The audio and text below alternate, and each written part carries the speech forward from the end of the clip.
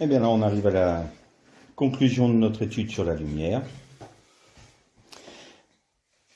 Donc la dernière fois, on s'était arrêté sur le fait que euh, la Torah avait été donnée à Moïse et à Israël à la fête de Shavuot. Shavuot qui est la fête de Pentecôte. La fête de Pentecôte, c'est la fête des prémices. C'est-à-dire que c'est là qu'on présentait les prémices des récoltes à l'Éternel pour l'honorer.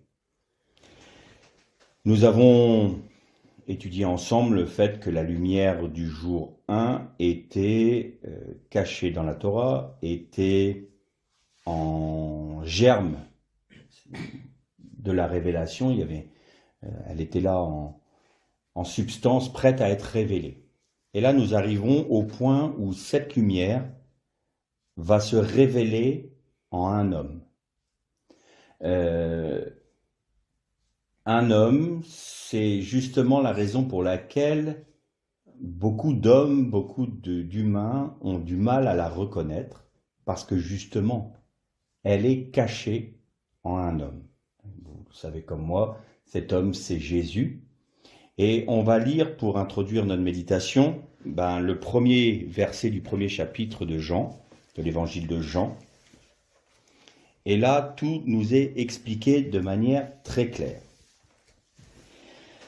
Au commencement était la parole, et la parole était avec Dieu, et la parole était Dieu. Elle était au commencement avec Dieu, tout a été fait par elle, et rien de ce qui a été fait n'a été fait sans elle. En elle était la vie, et la vie était la lumière des hommes. La lumière brille dans les ténèbres, et les ténèbres ne l'ont pas accueillie. Il y eut un homme envoyé par Dieu du nom de Jean. Il vint comme témoin pour rendre témoignage à la lumière, afin que tous croient par lui. Il n'était pas la lumière, mais il vint pour rendre témoignage à la lumière. C'était la véritable lumière qui, en venant dans le monde, éclaire tout homme. Elle était dans le monde et le monde a été fait par elle, et le monde ne l'a pas connue. Elle est venue chez les siens, et les siens ne l'ont pas reçue. Mais à ceux qui l'ont reçue, elle a donné le pouvoir de devenir enfants de Dieu, à ceux qui croient en son nom, et qui sont nés non du sang, ni de la volonté de la chair, ni de la volonté de l'homme, mais de Dieu. La parole a été faite chair, et elle habite parmi nous, pleine de grâce et de vérité, et nous avons contemplé sa gloire, une gloire comme celle du Fils unique, venu du Père. On avait dit que lorsque Daniel avait reçu cette notion, cette révélation de la lumière de Dieu, et que son livre avait été scellé, c'était le dernier prophète mystique de la mystique juive, et que c'était à peu près 500 ans avant la venue du Christ. Jésus est venu en revêtant notre humanité, mais il était la lumière, il est le Messie. On parle du Messie depuis le début, c'est la lumière du Messie. Et ce qui est étonnant, c'est que ceux qui étaient versés dans la Torah, donc le peuple d'Israël, n'a pas reconnu le Messie en lui. Et pourquoi ne l'ont-ils pas reconnu? Simplement parce qu'il était fait de chair. Ils n'ont pas compris, ils n'avaient pas saisi alors, que le Messie devait venir dans la chair, dans notre humanité, afin non seulement de révéler la lumière, et je crois que de nombreux Juifs attendent aujourd'hui la lumière du Messie, mais comme la lumière seule. Or, je vous ai déjà dit que dans la tradition juive, il y a deux Messies qui sont attendus, un Messie souffrant et un Messie régnant. Le Mashiach ben Yosef, qui est le Messie souffrant, et le Mashiach ben David, qui est le Messie régnant. Mais ils n'ont pas compris que c'était un seul et même Messie. Et donc,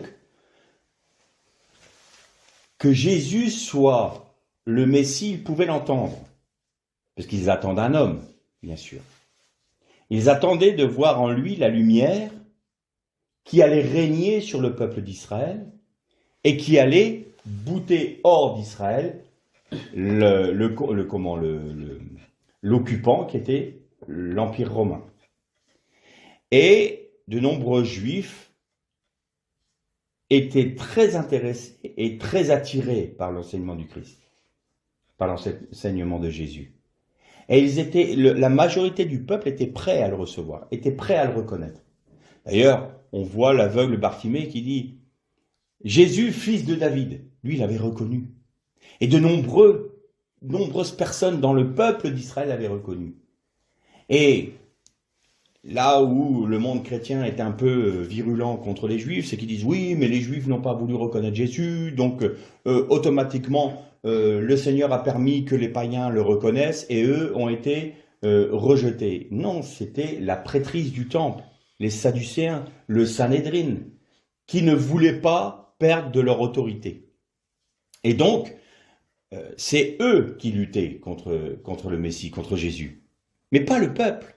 Le peuple était prêt à recevoir le Messie. La lumière est venue donc en lui. Elle était cachée dans la chair du Christ. D'ailleurs, l'apôtre Paul nous en parle, je crois que c'est dans la deuxième épître aux Corinthiens, de mémoire, je vais regarder, oui, non, 2 Corinthiens, si, Hébreux, pardon, Hébreux 10, 20. Il est dit que il nous a fait rentrer par-delà le voile, donc là, Paul prend l'image du temple, bien entendu, par-delà le voile qui était sa propre chair. Donc il nous montre bien que la lumière du Messie était cachée dans la chair de Jésus. L'humanité du Christ cachait la lumière du Messie, on pourrait traduire. Pierre, quand il a eu la révélation qu'il était le Messie, il a dit « À qui irions-nous si ce n'est à toi? Tu es le Fils de Dieu, le Messie que nous attendons. » Il a reconnu, Pierre, par-delà le voile de la chair du Christ, que la lumière du jour premier, du jour 1, que la lumière qui transcende toute la Torah, qui transcende tous les écrits, les psaumes, qui transcende tous les prophètes, était en Jésus, caché dans sa chair. Et Jésus lui répond, « Tu es heureux, Pierre, de ce que ce ne soit pas ni la chair ni le sang qui t'ont révélé ces choses, mais mon Père qui est dans les cieux. » Donc le problème majeur était que Jésus est venu dans notre chair comme le Messie souffrant. Parce qu'il devait faire ce que l'on appelle en hébreu le tikkun olam, la réparation de la brisure du monde. Il devait être lui-même le lien qui existait entre la terre et les cieux, ce que l'Adam, le premier Adam, devait être. Le trait d'union entre la terre et les cieux, on en a parlé les dernières fois. Et donc, Jésus est venu pour révéler cette lumière dont on parle depuis ces 2 dernières études. Et seuls ceux à qui le Père a donné cette capacité de reconnaître la lumière l'ont reconnu et se sont donnés à lui. Mais alors on se dit, mais pourquoi est-ce que cette lumière ne s'est pas manifestée de manière plus évidente à tout le monde? Parce que le juste vivra par la foi. Et il faut avoir encore à ce moment-là cette humilité devant Dieu de dire, je cherche ta pensée, je te demande de me révéler quelle est ta pensée à travers ta parole. Et beaucoup l'ont reconnu. Nous avons Siméon, nous avons Anne la prophétesse. Ils savaient que le Messie arrivait. Et quand Siméon a eu le petit bébé Jésus dans ses bras, il a dit, je te loue, ô Dieu, de ce que tu m'as montré le Messie, le sauveur du peuple d'Israël, avant que je ne me couche avec mes pères. Donc, il y avait des hommes et des femmes qui avaient à cœur de chercher la pensée de Dieu. Et à eux, Dieu s'est révélé. Tout comme aujourd'hui, tous ceux qui ont faim et soif de Dieu doivent avoir cette humilité de le chercher de tout leur cœur et de dire, Seigneur, révèle-toi à moi. Et immanquablement, Dieu leur révèle la lumière du Messie, la lumière du jour 1, le Messie, Jésus. Pourquoi est-ce qu'il fallait que le Messie souffrant vienne en premier avant la venue du Messie régnant? La réponse est très simple. Si le Messie souffrant avait été reconnu par les le peuple d'Israël dans son ensemble à ce moment-là, eh bien le Messie régnant serait intervenu tout de suite. Qu'est-ce que j'entends par là? Le Messie souffrant serait venu, il aurait fait son ministère de 3 ans sur la terre, il aurait porté les péchés de l'humanité sur la croix, de la croix est née l'épouse du Messie, on en a parlé quand il a été percé, et si les Hébreux, si Israël avait dit « Nous reconnaissons maintenant que celui qui a donné sa vie sur la croix, c'est pour la rémission de nos péchés, il est l'agneau immolé par excellence. Il est donc le Messie de David, le fils de David, et nous savons qu'il va ressusciter et qu'il va régner. » Jésus serait ressuscité, il aurait régné tout de suite sur Israël, seulement. Il n'y aurait rien eu pour les nations. Il n'y aurait pas eu de temps de grâce pour les nations, et nous ne serions pas là pour en parler. Donc, il fallait, pour que la grâce de Dieu se manifeste pour l'ensemble de l'humanité, afin que l'ensemble de l'humanité puisse avoir part à la lumière du jour 1, il fallait qu'Israël soit aveuglé. Et c'est encore eux qui ont payé le prix de la patience de Dieu envers le pécheur. Ils l'ont payé une fois en Égypte en étant 430 ans dans l'esclavage parce qu'il fallait que les Cananéens mettent le comble à leur péché. Et là, maintenant, ils le sont encore depuis 2000 ans pour que nous, les nations, nous puissions dire « Seigneur, nous cherchons ta pensée et nous voulons trouver la lumière de Dieu, la lumière du jour 1, la lumière du Messie. » S'il n'y avait pas eu cet aveuglement, ce faux pas d'Israël. Le faux pas d'Israël, c'est quoi? Ils n'ont pas reconnu dans le Messie souffrant, le Messie régnant. C'est un faux pas. Eux qui avaient la Torah, eux qui avaient les enseignements des rabbins, eux qui avaient les enseignements des prophètes, eux qui avaient les enseignements de Moïse, ils auraient dû être les premiers à reconnaître le Messie dans son ensemble et de reconnaître que Jésus était le fils de David. Et donc Dieu a dit, puisque vous avez fait ce faux pas-là, je vais me révéler à un peuple qui ne demande rien, à un peuple qui ne me connaît pas. Nous, les Gaulois, les Vikings, les peuplades africaines, les Asiatiques, n'ont jamais demandé à connaître Dieu, n'ont pas la Torah, eux. Nous n'avions pas la Torah. Et Dieu s'est révélé à nous. Parce qu'il nous fait grâce. Et il fallait qu'Israël soit mis dans l'aveuglement. Mais le Seigneur ne l'a pas fait de son propre chef en disant « je fais exprès de vous mettre de l'aveuglement ». Il est venu en disant « est-ce que vous reconnaissez le Messie ?» Et c'est la raison pour laquelle Jésus, le premier miracle que l'on parle de Jésus, c'est le changement de l'eau en vin. Pourquoi il est venu aux noces de Cana? Pourquoi Jésus a, entre guillemets, manifesté les prémices de son ministère à Cana? Simplement parce qu'il venait chercher son épouse et que son épouse n'était pas prête. Dans le texte des noces de Cana, vous voyez l'époux. Vous en parlez de l'intendant. Vous parlez des invités. Mais il n'est pas parlé de l'épouse, elle est absente. Elle n'est pas là. Elle n'est pas au rendez-vous. Et c'est le faux pas d'Israël, ça.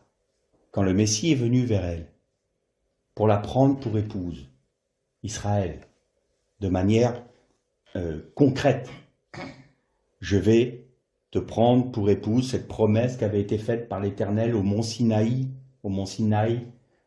à la fête de Shavuot et où il a donné la Torah au peuple d'Israël. Eh bien, Jésus est venu en disant maintenant, concrètement, je viens pour t'épouser. Et il n'y avait pas d'épouse en face. Alors, ce faux pas-là a induit le fait que Dieu a dit, je vais utiliser ce faux pas de mon peuple pour faire grâce au reste du monde. C'est juste un faux pas d'Israël. C'est pas un rejet. Ça, c'est une ineptie de dire ça dans le monde chrétien, que Israël a été rejeté. Non, Israël a juste fait un faux pas. Et Dieu utilise ce faux pas pour nous faire grâce, nous. Et donc nous devons remercier le Seigneur pour Israël, pour entre guillemets, le faux pas d'Israël qui nous permet de rentrer dans les promesses d'Israël. Mais nous devons, nous chrétiens, issus des nations, remercier le Seigneur pour Israël et bénir Israël pour ce qu'il est, parce que sans Israël, nous ne sommes rien. Et nous ne serions certainement pas sauvés. Donc, la lumière du jour 1 n'a pas été reconnue par son peuple en Jésus. La tradition juive dit que lorsque Adam a été créé, Dieu lui a donné les 4 tablettes de la loi. 4. Pourquoi 4? Quand Moïse a été sur le mont Sinaï, il a reçu 2 tablettes de la loi. Je dirais, il a reçu une première version de la loi. Et quand il est descendu, illuminé de la lumière du jour 1, que faisait le peuple au moment où il est redescendu? Il se réjouissait, et dans le mot hébreu qui veut dire réjouissait là, il y a une connotation de il se réjouir dans la débauche. C'est pas une réjouissance, je me réjouis en l'Éternel. C'est une je m'amuse dans la débauche. Et devant quoi? Devant le veau d'or. Qu'a fait Moïse? Il a jeté les tablettes de la loi, elles se sont brisées. Les 2 premières tablettes de la loi ont été brisées. Et les Juifs disent, les sages d'Israël disent, les 2 tablettes qui sont dans l'arche d'alliance, qui ont été redonnées ensuite à Moïse, ce sont des tablettes qui sont pas les mêmes, exactement les mêmes commandements que la première. Parce qu'ils disent, si nous avions reçu les premières tablettes sans avoir fait le veau d'or, nous n'aurions jamais pu pécher et nous éloigner de Dieu. Parce que cette loi-là, c'est la loi que le Messie doit nous donner quand il apparaîtra. Alors que les tablettes qui nous ont été données là, que l'on a reçues, nous demandent de respecter des mitzvot et des fêtes dans l'attente. Parce que nous sommes un peuple pécheur, nous sommes un peuple souillé, nous devons respecter ces commandements et faire les sacrifices dans l'attente de recevoir les 2 premières tablettes de la part du Messie. Ça, c'est les rabbins qui enseignent cela. Et ils disent que Adam savait, connaissait, avait reçu les tablettes. Il était au courant. Donc déjà la Torah était là, du temps même d'Adam. Et que le fait qu'il ait péché, il y a une rupture entre ces 2 tablettes, et elles se sont séparées, ça a été la brisure du monde, la brisure de l'unité entre l'homme et Dieu. Parce que les premières tablettes, c'est Dieu, et les 2e tablettes, c'est l'homme. Qu'est-ce qui restait au Sinaï? Il ne restait plus que l'homme. Parce qu'ils avaient adoré le veau d'or. Quand le Messie est venu, quand Jésus est venu, vous avez le sermon sur le mont sermon sur la montagne, pardon. Et il dit, vous avez entendu dire. C'est-à-dire que votre loi vous dit que. Mais moi je vous dis. Vous avez entendu dire que. Mais moi je vous dis. Donc, vous avez entendu dire que vous ne volerez pas. Mais moi je vous dis que celui qui a déjà convoité a commis péché dans son cœur. Et, étonnamment, quand Jésus parle, là, on a le sentiment que la loi qu'avaient reçue les Hébreux était extérieure. Et c'est le cas. Tandis que Jésus voulait amener la Torah à l'intérieur de l'homme. Vous ne devez pas prendre la femme de votre prochain, c'est un adultère. Mais si vous pensez même, si vous la convoitez dans votre cœur, vous savez déjà, vous, commis adultère avec elle. Il y a une Torah plus exigeante, mais une Torah plus libératrice. Et Jésus voulait annoncer à Israël, je vous annonce non pas une nouvelle Torah, mais une Torah renouvelée, une Brit Radasha, une alliance renouvelée. Voici là, nous on dit la nouvelle alliance, comme s'il y avait une ancienne et une nouvelle. Non, non, non, non. Non, il y a eu la première alliance qui était extérieure, et même en étant extérieure à vous, vous ne pouviez pas la respecter. En substance, voilà ce que disait Jésus. Mais moi, je vous apporte une alliance, la même, mais renouvelée en moi. Parce qu'elle est issue, de la lumière du jour 1, la lumière de la création. Et cette Torah-là, qui est l'expression ultime de la première que vous avez reçue au Sinaï, elle va s'exprimer non plus en extérieur de votre être, mais de l'intérieur. Et de l'intérieur, en s'exprimant de l'intérieur, elle va renouveler l'extérieur. Voilà ce que Jésus disait sur le mont, dans le sermon sur la montagne. La nouvelle alliance, c'est la Brit Radasha, c'est l'alliance Brit Radasha renouvelée, une alliance renouvelée. Dieu renouvelle son alliance avec son peuple, mais par le sang et par le sacrifice de Jésus. Buvez ce vin, c'est le sang de la Brit Radasha en mon sang. En mon sang. C'est l'alliance renouvelée en mon sang, dit Jésus. Et je vous avais dit qu'il était important de noter que c'était pendant la fête de Pentecôte qu'avait été donnée la Torah sur le mont Sinaï.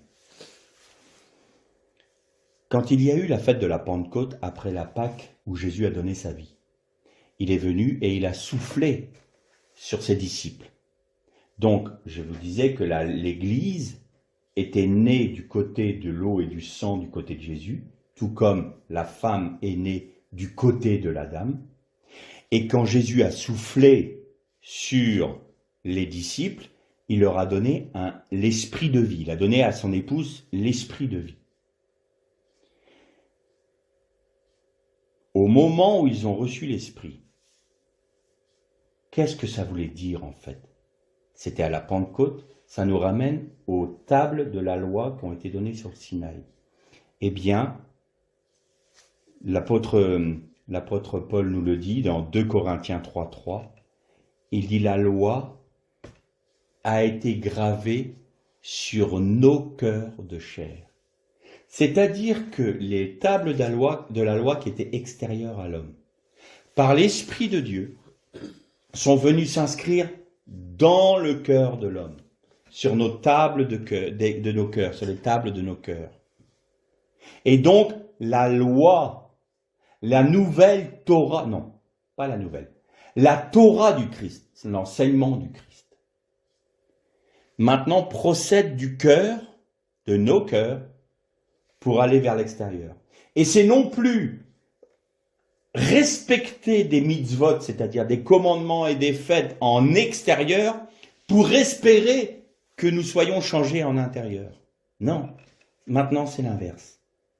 Elle est plus parfaite en ceci que le Christ étant venu rendre témoignage à ce qu'il est, c'est-à-dire à la lumière de la création, il est une œuvre dans le cœur de chaque homme.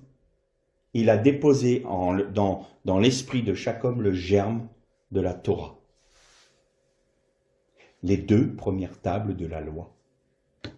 Celui qui est en Jésus-Christ ne pêche plus, nous dit Paul. Celui qui est en Christ ne pêche plus. Qu'est-ce que disent les rabbins quand le Messie va nous amener les 2 premières tables de la loi? Si nous les avions reçues à ce moment-là, nous n'aurions pas pu pécher. Nous n'aurions pas pu transgresser la loi.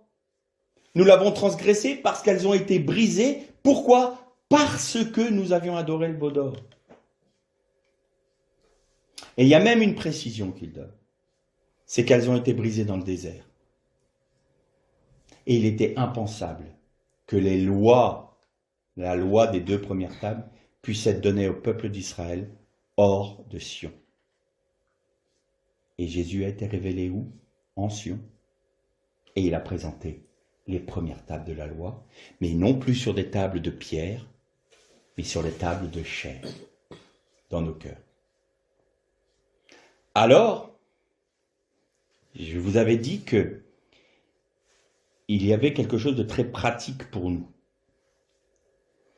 Quand Jésus a donné sa vie, le voile du temple s'est déchiré, révélant, nous en avons parlé, révélant, alors à l'époque, il n'y avait plus l'arche d'alliance, elle n'était plus là, mais en substance, le Saint des Saints était le lieu où était entreposée l'arche d'alliance. Et qui avait-il dans l'arche d'alliance? Il y avait le bâton d'Aaron, c'est-à-dire la sacrificature, le sacerdoce, donc le Christ qui était sacrificateur selon l'ordre de Melchisédek, c'est-à-dire éternel. Il y avait la manne, c'est la nourriture céleste, c'est ce que Dieu nous donne, on en a parlé quand on a prêché sur les murmures, c'est ce que Dieu nous donne, et il y avait les tables de la loi. Et où résidait la gloire de Dieu? Sur le couvercle d'arche d'alliance, c'est-à-dire le caporet, qui couvrait les péchés des hommes. Caporet, je vous avais dit, c'est les lettres en hébreu nous montrent une main, une bouche et une tête. Et tout ce que ma main a fait, tout ce que ma bouche a dit et tout ce que ma tête a pensé, qui n'est pas selon le cœur de Dieu, est couvert par le sang. Mais là, quand les Hébreux le faisaient, le sang du bouc, mais Jésus est venu rentrer dans le sanctuaire céleste avec son propre sang pour couvrir de manière éternelle les péchés de tous. Mais la gloire de Dieu résidait comme la lumière du jour 1, la lumière du Messie, résidait entre les deux chérubins, sur l'œuvre entière du Christ, qui était, lui, la lumière. Et on s'était dit la dernière fois qu'on ne pouvait pas voir la lumière, et alors on peut se poser la question. Mais quand le grand prêtre venait une fois par an dans le Saint des Saints pour faire l'aspersion du sang, il voyait la lumière, la gloire de Dieu. Donc pourquoi il ne bourrait pas? Simplement parce qu'il y avait de l'encens partout. Il ne pouvait pas rentrer sans que ça soit totalement enfumé. Il ne pouvait pas voir la lumière directement, il serait mort tout de suite. Et donc il devait mettre du parfum sur l'autel des parfums jusqu'à ce que le Saint des Saints soit entièrement enfumé d'encens. Et là, il pouvait rentrer pour faire l'aspersion du sang. Et je disais donc que le voile du temple s'est déchiré. Et l'apôtre Paul nous dit que le voile, c'était la chair du Christ. La lumière du Messie était cachée dans la chair du Christ. Et sur la croix, la chair du Christ a été déchirée pour révéler aux hommes la lumière du jour 1.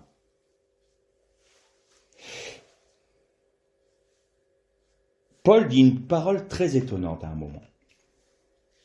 Et on va la lire ensemble. C'est dans Colossiens, au chapitre 1 et au verset 24. Donc Colossiens, chapitre 1, verset 24. Paul dit, « Je me réjouis maintenant dans mes souffrances pour vous, et je comble ou je supplée dans ma chair à ce qui manque aux souffrances du Christ, pour son corps qui est l'Église. » Paul qui dit, en d'autres termes, « Je complète les souffrances du Christ dans ma propre chair pour vous. » Seigneur, tout n'était pas si parfaitement accompli quand tu es mort sur la croix. Qu'est-ce qu'on doit en comprendre? Nous, on doit finir la souffrance que tu as eue. Qu'est-ce que ça veut dire ce texte? Je ne comprends pas. Pour les autres. Mais je ne comprends pas, Seigneur.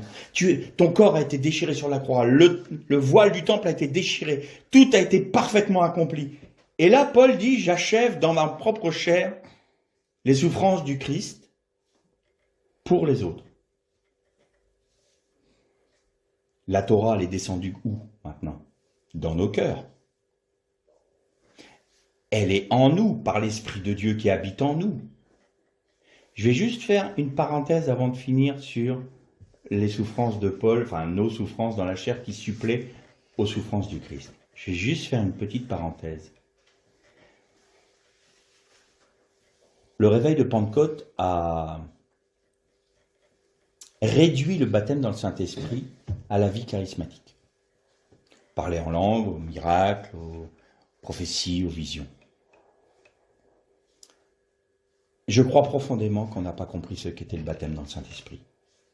Le baptême dans le Saint-Esprit, ça, là, ce qui est dit par nos frères pentecôtistes, et ce que je crois, le parler en langue, la vie charismatique, bien entendu, c'est une évidence, j'y crois.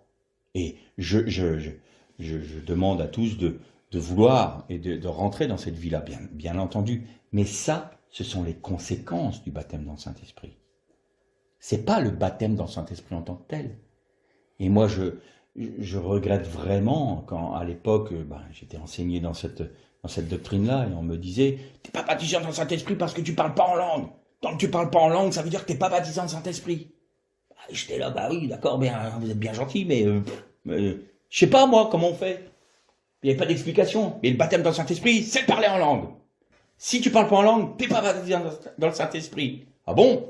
Je suis pécheur, mais je comprends pas. Je demande au Seigneur, on me dit c'est simple d'avoir le salut, mais le baptême dans le Saint-Esprit, j'ai l'impression qu'il faut monter l'Himalaya, qu'il faut monter l'Everest pour pouvoir l'atteindre. C'est quoi cette affaire? Je comprends pas. Oui, mais tu parles pas en langue, t'es pas baptisé dans le Saint-Esprit. Ah bon? Ah bon? Eh ben non, mes frères, c'est pas vrai. Ça, c'est du mensonge. Ça, c'est de l'erreur. Et ça, c'est de l'hérésie. Alors, ça peut paraître un peu dur ce que je dis, mais le baptême dans le Saint-Esprit, c'est quand la Torah vient s'inscrire sur vos cœurs de chair. Ça, c'est le baptême dans le Saint-Esprit.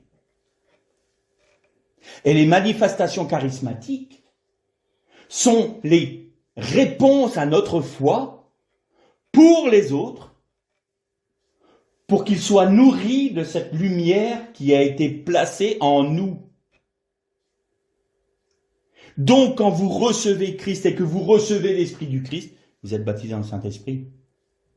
Et ce que l'on appelle le baptême dans le Saint-Esprit n'est autre que la Torah qui descend en nous. Et c'est la raison pour laquelle les apôtres, quand ils baptisaient quelqu'un dans les eaux du baptême, quand ils ressortaient des eaux du baptême, les apôtres imposaient les mains aux frères qui sortaient des eaux du baptême pour qu'ils reçoivent le baptême dans le Saint-Esprit. C'est-à-dire quoi?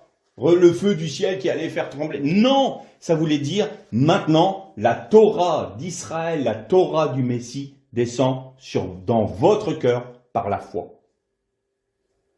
Ensuite, bien sûr, la conséquence c'est de parler en langue, les prophéties, les miracles, les guérisons. À chacun est donné selon la part que Dieu lui demande. Donc certains vont avoir le don de guérison, d'autres vont avoir le don de prophétie, d'autres vont avoir... Mais tous peuvent parler en langue, parce que tous, on s'édifie soi-même en parlant en langue. Il suffit de manifester cette lumière qui est en nous. Donc on a réduit tellement le baptême dans cet esprit à des... j'ai presque envie de dire à des rites, qu'on n'a plus compris ce qu'était le baptême dans le Saint-Esprit. Baptême dans le Saint-Esprit, c'est l'implantation des lois de Dieu dans le cœur des hommes. C'est ça. Je ferme la parenthèse, je reviens sur les souffrances de Paul. Quand Christ est mort, il a été déchiré sur la croix. Et quand sa chair a été déchirée sur la croix, la lumière à lui pour ceux qui le reconnaissaient, qui cherchaient Dieu et ils ont vu. La plus belle image qu'il y ait, c'est quand le centurion qui était au pied de la croix a vu mourir Jésus. Il l'a vu mourir. Et au moment où Jésus est mort, sa chair était déchirée, le voile du temple s'est déchiré. Et qu'a dit ce représentant des nations, un Romain? Il a dit, certainement, celui-ci est le Fils de Dieu. Quand la chair de Jésus a été déchirée à sa mort, les nations ont vu la lumière de la création. Et les Juifs, certains ont reconnu avant même que son corps soit déchiré, que sa chair soit déchirée. Et il y en a beaucoup qui ont cru à la mort de Jésus parce que sa chair s'est déchirée et la lumière du jour 1 s'est révélée pour ceux qui avaient l'humilité de chercher la pensée de Dieu et ont reconnu par révélation que Christ était la lumière du jour 1. Alors je vous fais languir, vous allez me dire, oui, mais là, ça ne nous dit pas pourquoi Paul, il souffre pour suppléer. Eh bien, c'est très simple. Cette lumière du Messie, elle a été placée dans nos cœurs, n'est-ce pas? On a été baptisé dans le Saint-Esprit, on a reçu l'Esprit de Dieu. Vous voulez que la lumière qui est cachée en vous soit visible par vos frères pour les nourrir, pour leur montrer? Mais il faut que vous soyez déchirés. Il faut que notre chair soit déchirée. La part de Dieu a été parfaitement accomplie. Christ a eu la chair déchirée pour révéler aux hommes la lumière, mais maintenant qu'il a mis cette lumière dans chacun de nous, pour se révéler, il faut que nous accomplissions notre part, il faut que nous acceptions d'avoir notre chair déchirée, de manière à ce que la vie du Christ soit manifestée à travers nous, aux yeux de tous. C'est ce que dit Paul. Je supplée, c'est-à-dire, suppléer, c'est même une très mauvaise traduction. Suppléer, ça veut dire, comme il n'a pas réussi à tout faire, je le termine. Alors que c'est, je mets un comble, c'est-à-dire que je vais terminer une œuvre dans ma propre vie à ce que a déjà fait mon maître, Christ. C'est-à-dire que lui, il a tout accompli en ce qui le concerne, il ne peut pas aller plus loin. Maintenant, il ne va pas dire, je vais prendre la chair de Philippe, je vais la déchirer de mon propre chef. Non, il est bien plus délicat que ça. J'ai failli être méchant. Il ne s'appelle pas notre président, quoi. J'ai pas dit de non. Et donc, il vient vers nous avec délicatesse et il dit, Philippe, pour que la vie que j'ai mise en toi soit manifestée pour tes frères, pour qu'ils puissent être nourris, pour qu'ils puissent voir la lumière du jour 1 que tu prêches depuis 3 dimanches là. Est-ce que tu veux bien que je déchire ta chair? Est-ce que tu veux bien que je te place sur la croix pour que ta nature pécheresse, charnelle, demeure sur la croix? Que tu te charges de ta croix pour que tu sois simplement rompu et qu'ainsi il puisse voir ma lumière briller à travers toi et être nourri. Tu veux? Oui, mais ça fait mal, Seigneur? Ah, je te confirme que ça peut faire mal. Bon. Mais je ne t'imposerai pas ça. Je ne te l'impose pas, je te le demande. Parce que je suis quelqu'un de délicat. Parce que je suis quelqu'un qui t'imposera jamais rien. Je suis humble et doux de cœur. Je ne suis pas quelqu'un je ne suis pas un tyran.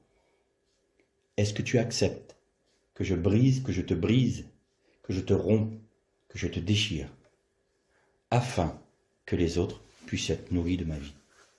Si oui, alors des eaux vives jailliront de ton sein. Et tes frères et tes sœurs seront nourris, seront abreuvés. C'est pas pour toi que je te le demande. Toi, tu as reçu mon esprit. Toi, tu es sauvé. Il n'y a pas de souci. Mais je veux maintenant te rompre comme j'ai rompu les pains à l'époque pour multiplier ma vie et pour nourrir une grande foule. Mais pour ce faire, il faut que tu acceptes d'être rompu de manière à ce que ta vie soit multipliée, du moins la vie en moi, ma vie en toi, pardon, soit rompue en petits morceaux qui font des pains à l'infini pour nourrir tes frères et tes sœurs. Je te demande de souffrir dans ta chair comme j'ai souffert moi-même, non pas pour toi, mais pour tes frères. Est-ce que tu l'acceptes? Le Seigneur nous dit qu'il faut toujours mesurer le prix de la tour que l'on veut construire. Il ne faut pas répondre trop vite à cela parce que le Seigneur agit. Quand on dit oui, Seigneur, il agit. Et là, il nous conduit dans des circonstances qui vont nous heurter, nous briser, nous broyer comme on broie l'olive pour en tirer l'huile qui va donner quoi? La lumière. Mais pour ça, il faut qu'on passe dans le concasseur. Nous allons devoir être broyés. Notre chair va devoir être déchirée. Nous allons devoir être rompus comme les pains, de manière à ce que la vie du Christ se manifeste. Alors, ça veut dire en substance quoi?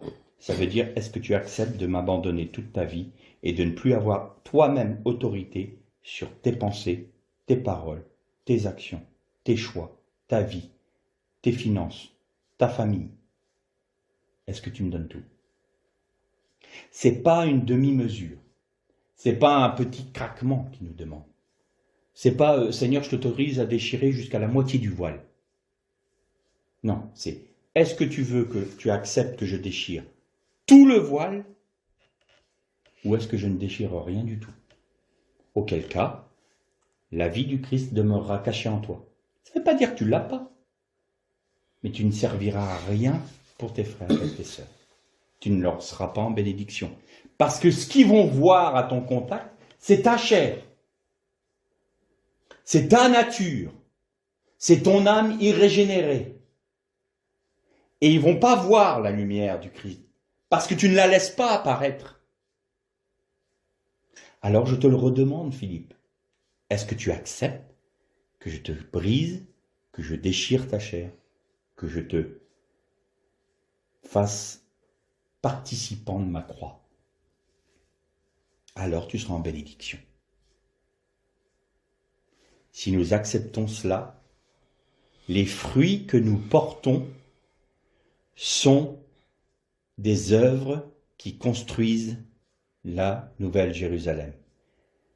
Ces fruits-là, ces œuvres-là, qui sont issues de ce brisement, qui sont issues de cette déchirure de notre chair pour manifester la vie du Christ, ce sont des œuvres qui bâtissent l'épouse, qui sont de la même nature que Christ. Et l'épouse ne peut être que de la même nature que son époux. Elle ne peut pas être différente. Toute œuvre qui n'est pas issue de cette déchirure, de cette croix qui met à mort la chair, c'est de la paille, c'est du bois, c'est du chaume, ça va être brûlé. Mais tout ce qui sera le résultat de cette déchirure, comme Paul le disait, eh bien, tout en nourrissant nos frères, tout en étant une bénédiction pour nos frères, va aussi avoir une incidence dans les cieux, et ça va être l'épouse qui se prépare et qui se part pour son époux.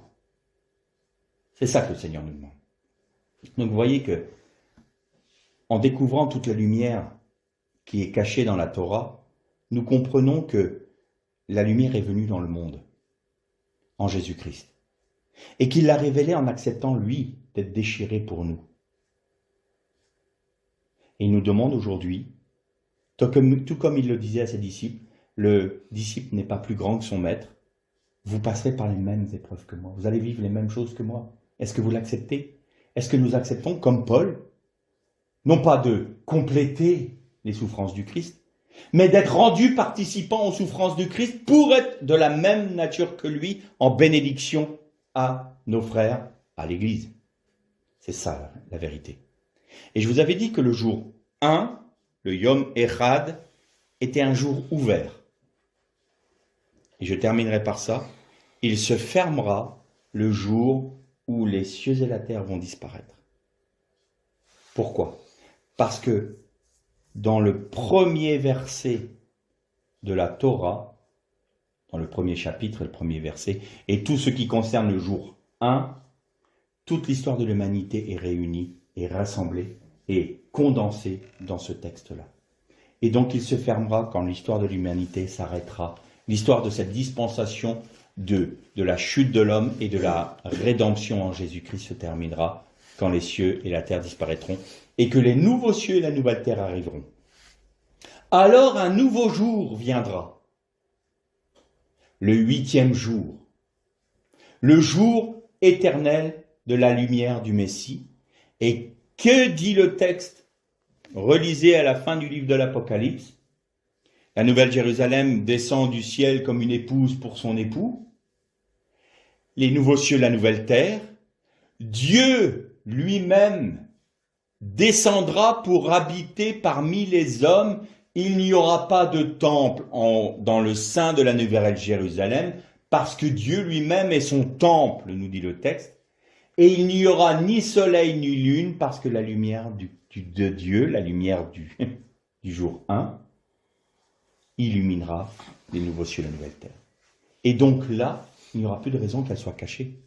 Elle sera manifestée dans toute sa splendeur. Tous pourront voir la gloire de Dieu dans sa pleine puissance, sans mourir, sans être terrassé, parce que le péché aura disparu, parce que la mort aura disparu, parce que Satan aura disparu, parce que toutes choses seront nouvelles, alors nous pourrons être rendus participants à la gloire de Dieu et avoir la lumière du Christ sans problème. C'est pour ça que ce jour-là, le jour 1, s'arrêtera, le jour où notre dispensation s'arrêtera. Mais dans ce laps de temps, le Seigneur nous demande une chose. Moi, je suis venu révéler la lumière qui était dans la Torah, la lumière qui était sur Adam, la lumière qui était en Noach, la lumière qui était en Abraham, la lumière qui était à travers Moshe, la lumière qui était avec Daniel. Toute cette lumière que vous avez suivie dans la Torah, toutes ces lettres qui sont des grains de cette lumière divine, je suis venu la révéler dans ma personne. Je suis venu pour non seulement réparer la brisure du monde, c'est-à-dire rendre la possibilité aux hommes d'être réconciliés avec le Père, mais je suis venu pour manifester cette lumière, que vous puissiez la reconnaître. Mais plus encore, cette lumière-là, je me propose de la mettre dans vos cœurs, de l'inscrire dans votre cœur. Et alors, maintenant, ce n'est pas pour rien, vous avez une responsabilité en la recevant. Est-ce que vous voulez la partager? Oui, alors acceptez la croix. Chargez-vous de votre croix chaque jour. Acceptez de mourir à vous-même. Acceptez d'être déchiré. Acceptez d'être brisé. Acceptez d'être rompu. Alors cette vie se manifestera. Et alors les fruits qui en sortiront seront des fruits d'éternité, des œuvres d'éternité, des œuvres qui vont construire la nouvelle Jérusalem, qui seront l'épouse du Christ. Et nous rentrerons un jour dans les nouveaux cieux et la nouvelle terre, dans le règne éternel de Dieu, dans la félicité. Et nous aurons Dieu qui vivra avec nous. Il n'y a pas plus grande gloire que cela, c'est ça notre espérance. C'est pas un paradis, c'est ça notre espérance. Nos corps de chair ressuscités en gloire, les mêmes corps qu'avait Adam à l'origine, que Christ avait au jour de la transfiguration, ces corps que nous allons voir illuminés de la gloire de Dieu, nous serons de la même nature que Dieu. Pourquoi? Parce que nous avons été créés à l'image de Dieu. Alors, puisque nous serons revêtus de cette gloire-là, nous pourrons être au contact de cette gloire-là sans risque. Et nous vivrons éternellement avec notre Créateur, avec notre Père, avec notre époux, avec notre Dieu. Et ce sera une joie éternelle. Que le Seigneur vous bénisse.